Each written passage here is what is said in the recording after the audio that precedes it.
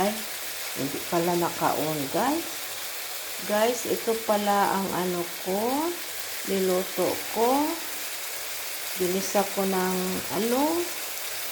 ginisa ko sa giniling, ginisa ko sa sibuyas, kamatis, bawang, tapos nilagyan ko ng atsal, tapos ito naman nilagyan ko din ng celery konti. Tapos mamaya-maya nilagyan ko na ng patis, konting tuyo, pepper at saka salt. Tapos maya-maya ilagay ko yung zucchini.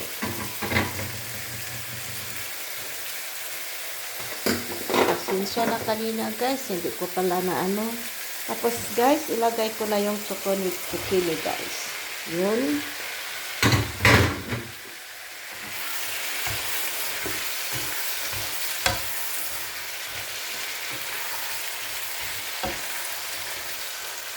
Ang dami ko namang naluto. 2 piraso lang yung zucchini. Ang dami pala. Pero okay na. Ako lang mag-isa. Pag hindi maubos, ilagay sa ref. Sa susunod naman kakainin. Tapos yung iba, parang i-preserve ko yan. Kasi hindi ko maubos yan. Ako lang mag-isa dito kakain. Parang hindi masayang kasi mahal ng mga bilihin ngayon, guys. Parang hindi masayang kaya i-part ko na lang, ilagay ko sa ref, sa freezer. Tapos iinitin ko na lang kung galing sa trabaho, nagutom, tapos walang ulam. O yun na lang gagawin ko. Dahil hindi naman pwedeng magluto ako isang beses parang isang tao, isang kain. Hindi pwede dahil alam niyo man, mag-isa ako. Gaman talaga magluto. Mahirap talaga pag nasa nagtrabaho ka, nagtrabaho ka sa ibang bansa, tapos yung pamilya mo nasa Pinas, ganun talaga. Magkakayod talaga tayo para sa pamilya natin, na makatulong tayo sa mga kamag-anak natin. Ganon talaga ang buhay OFW. Mga guys, mga kaibigan,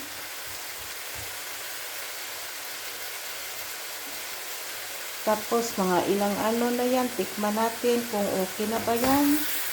Pero parang ilang minutes pa yata dahil parang matigas pa yung zucchini.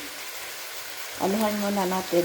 Wala naman akong pangtakip dyan kasi walang malaki itong malaki itong kaha na to. Tapos magkuha tayo ng kutsara, tikman natin kung tama ba ang timpla, kung kulang o di ko anuhin.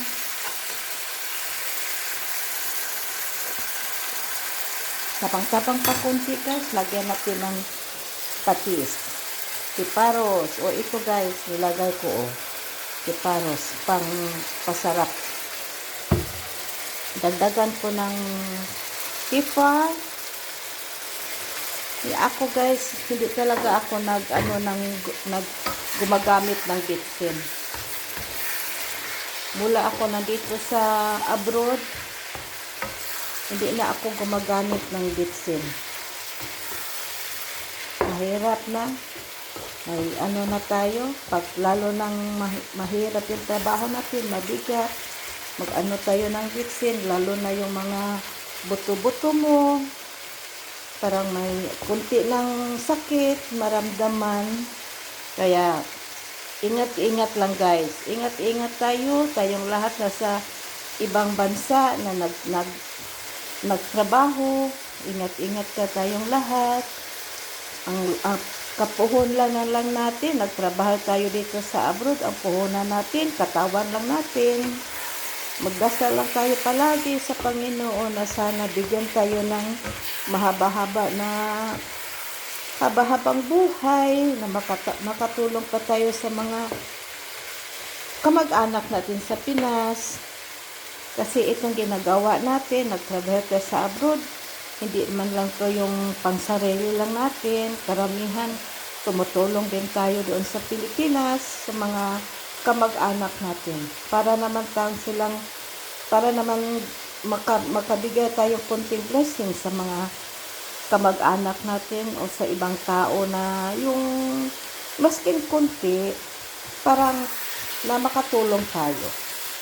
Kaya, ganon talaga ang buhay, tiis-tiis.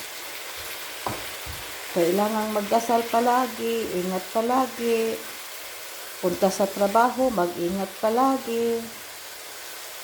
Mahirap na. Kaya, guys, yun ang ano ko ngayon. Yan ang gulay ko ngayon. Di ba? Di ba masarap tingnan? Parang gusto kong lagyan ng konting sabaw, pero masarap yata nung yung ano lang niya, yung katas lang niya ang nagdala. Kung hinaan ko yung apoy, ang lakas pala.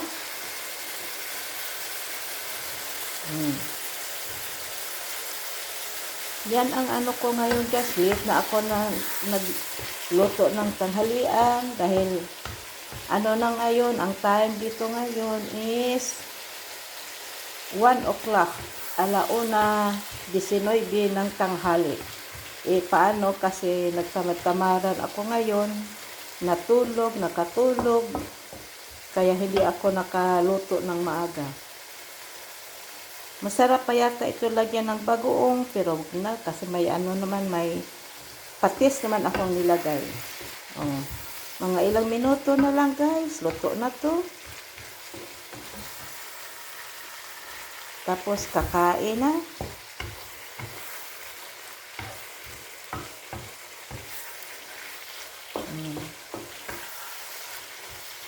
Sige, guys, tama na. Okay na ito, guys. Parang ilang minutes na lang, mga 5 minutes, luto na to. Pwede na to ihain, kakain na ako. May sinaing na ako kahapon, may natira. Tama na yun. Tapos, okay lang. Pakpakin ko itong gulay na to. Pakain na din, tanghalian na din. Okay, guys. Bye-bye. Bye-bye, guys. Ingat-ingat tayo mga OFW. Bye-bye.